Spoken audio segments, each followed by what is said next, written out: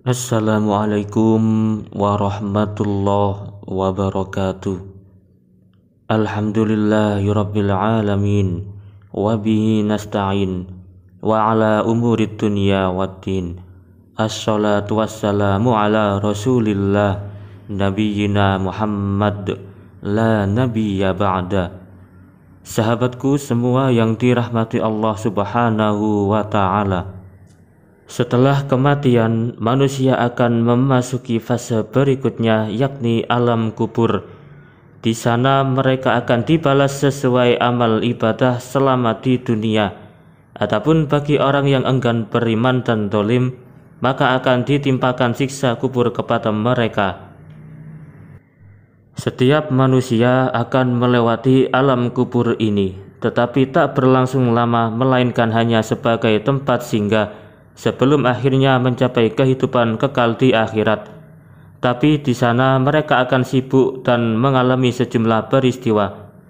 Umar Sulaiman Al-Asghar dalam bukunya menjelaskan, ketika jasad manusia yang telah wafat sudah diletakkan dalam liang kubur, maka disitulah akan datang dua malaikat penjaga kubur yang menakutkan dan kejam, seraya menanyakan beberapa pertanyaan.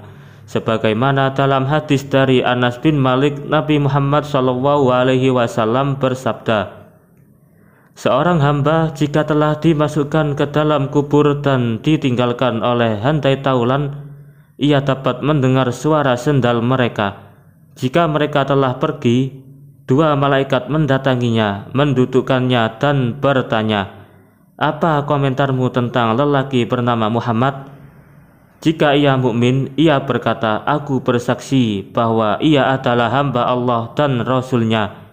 Jika ia kafir atau munafik, ia menjawab, aku tidak tahu, aku hanya mengatakan apa yang orang-orang katakan tentang dia.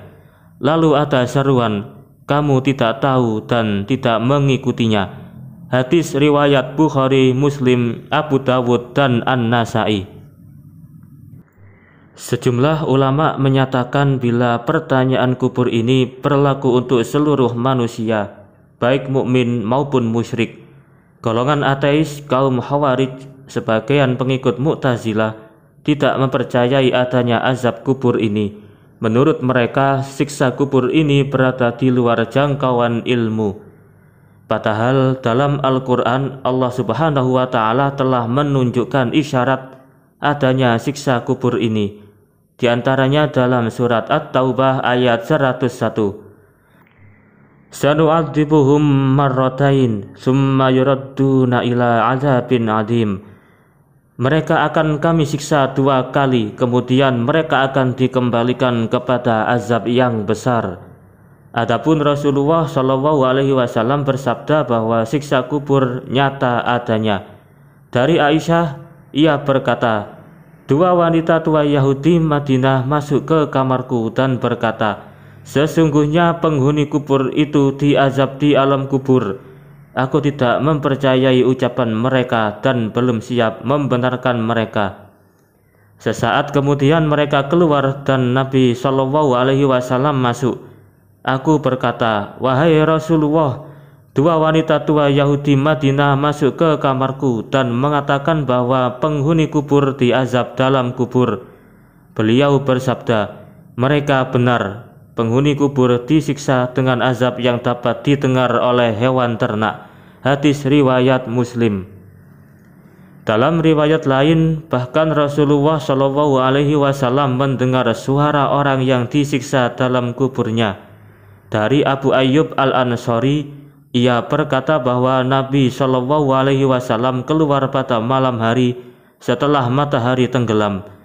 Tiba-tiba beliau mendengar suara dan bersabda, seorang Yahudi sedang disiksa dalam kuburnya.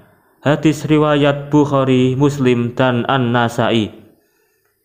Umar Sulaiman Al-Asghar menguraikan, setelah manusia ditanya beberapa pertanyaan oleh malaikat Munkar dan Nakir, bagi mereka yang menjawab dengan benar dan baik, maka akan selamat dari azab kubur serta akan menerima nikmat kubur. Adapun orang yang tidak mampu membalas pertanyaan malaikat, bahkan menjawab dengan salah balasan mereka dituturkan oleh Rasulullah dalam hadis dari Al-Barra bin Azib.